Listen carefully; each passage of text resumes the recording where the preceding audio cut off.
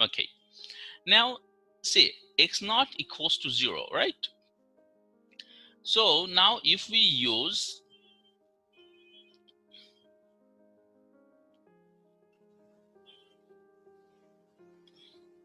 okay, I want to show you here. Okay, now say if we consider x naught equals to 0, so if we consider here, that is, this is 0, then 1, 2, 3 up to 10, right? x10.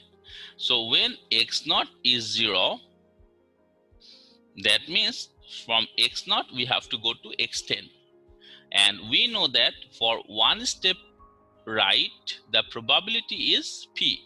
So from x0 to x1, one step right, so here we have 1p, then x1 to x2 we have another p, then x2 to x3 another p.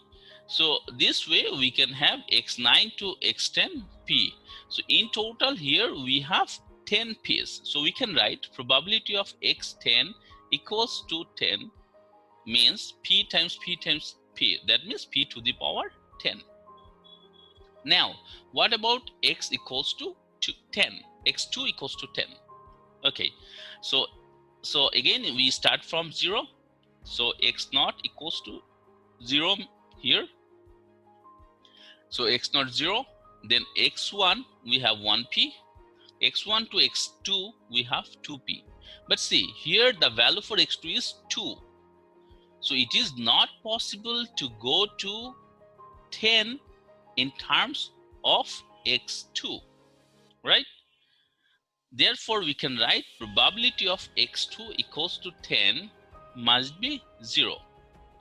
So therefore we can say, by using these two statement, two calculation, we can say this random walk is not stationary, or we can say the random walk is non-stationary. So how we can check this one? We can say that this is the non-stationary when any particular requirement fails to hold. Okay, so now random walk, more examples about random walk. So here we can see, okay, I can erase them. So here what we can see, that calculate probability of x2 equals to 10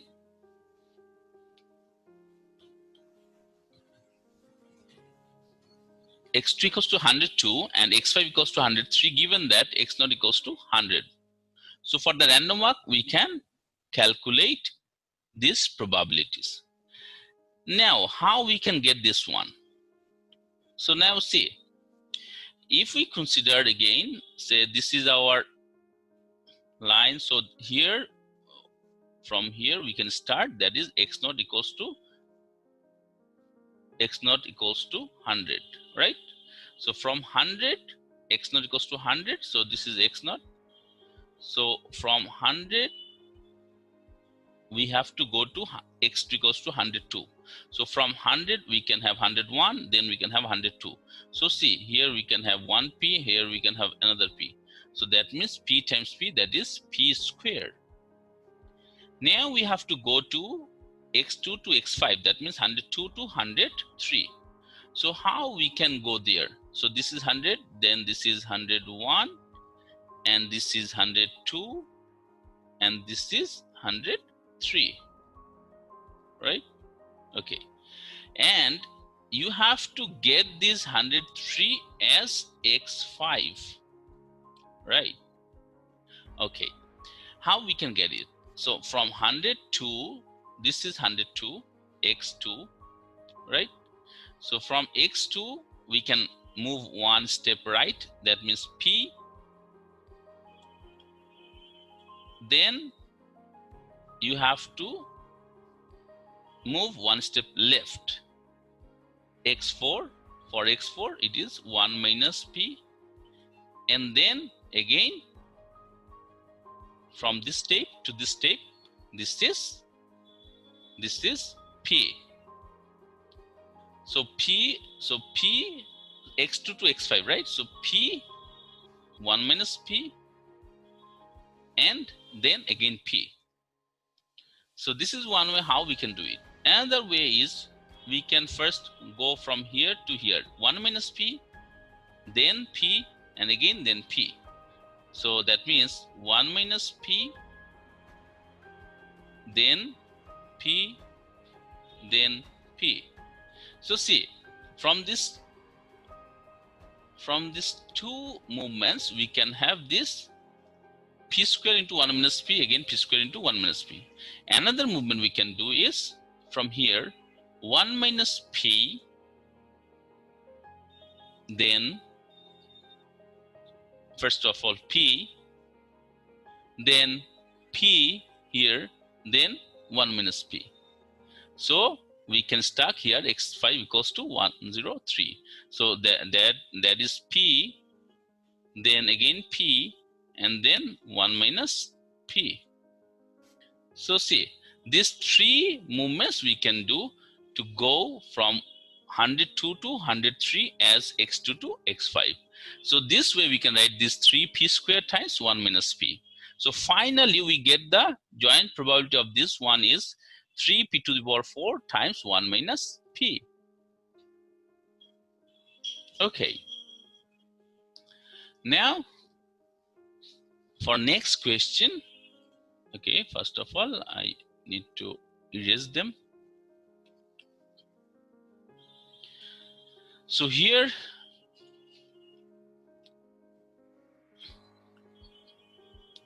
for random walk, it is saying that probability of x2 equals to 100, comma x4 equals to 103 given x0 equals to 100. That means from 100, first of all we need to go to 100, 200, but there are two movements, x0 to x2. That means x0, x1, x2. That means, so what we can do, first we can go to x0 to x1, there is 101p, and again go back, that means 1 minus p. So p times 1 minus p. Or we can do first 1 minus p, then p. So 100, 200, right? So that means 2 times p into 1 minus p. But what about the second one? From x2 to x4, we have to go to 100 to 103. So actually this is impossible, right? Because first of all, you need to go to 100 to 101, then 101 to 102, then 102 to 103. So this is not possible here because see, there are not enough steps to produce an increment of 3. So that's why this probability is 0. So in total, for this one, we have probability 0. For the second one, probability of x2 equals to 100 and x4 equals to 102 given x0 equals to 100. So for this one, similarly for first part, 100 to 100, we know the probability is p times 1 minus p plus 1 minus p times p. That means this one, right? 2p into 1 minus p. And for second step, for x2 to x4, you have to go 100 to 104. So this is a very simple one. There is only one way how we can go. That is first of all 100 to 101, that is p, and 101 to 102, that is p. So p times p, that is p squared. So from this calculation, we can have the final probability as 2 times 1 minus p times p cube. Okay. Then what about their joint distribution? So there are several ways how we can go from 100 to 104, 100 to 102, 100 to 102. So there are several ways how we can go. These are the paths, different paths. So for the first one, for example, from 100 to 101, so positive 1, right? So P, then 101 to 102, P, 102 to 103, P, and 103 to 104, P. So P times P times P times P. That means P to the power 4. For second case, we can see here. From 100 to 101, P, 101 to 102, P, 102 to 103, P. But here, we back one step. So 103 to 102, 1 minus P. That's why P times P times P times 1 minus P. So this way, for all paths, all different paths, we can calculate the probabilities. Okay. So then finally, we can write the joint distribution of x2 and x4. So probability of x2 equals to 98, comma, x4 equals to 96, given x0 equals to 100. So this joint probability is 1 minus p to the power 4. So we already calculate all the possible paths for all these joint probabilities in our previous lectures. So now I hope